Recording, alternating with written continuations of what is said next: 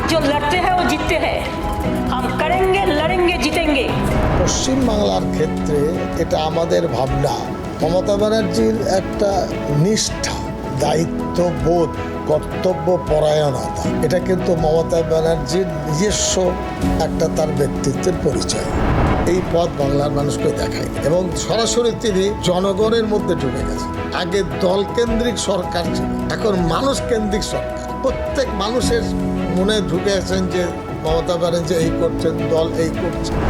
সেখানে আমি অনুভব করেছি যে মমতা ব্যানার্জি দেশ নিয়ে, দশ নিয়ে, ভারতের সংবিধান নিয়ে এবং সাম্প্রদায়িকতার বিরুদ্ধে ঐক্যবদ্ধ লড়াইয়ের জন্য তার একটা সংগ্রাম কিন্তু কাজ করছে এবং তার মনের যে বাসনা লেখার মধ্যে তুলে ধরেছে।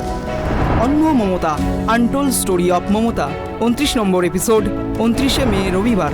বিশেষ অতিথি পশ্চিমবঙ্গের গণশিক্ষা প্রসার ও গ্রন্থাগার মন্ত্রী সিদ্দিকুল্লাহ চৌধুরী। এক্সক্লুসিভ ইন্টারভিউ দেখতে পাবেন রাত 10টায়।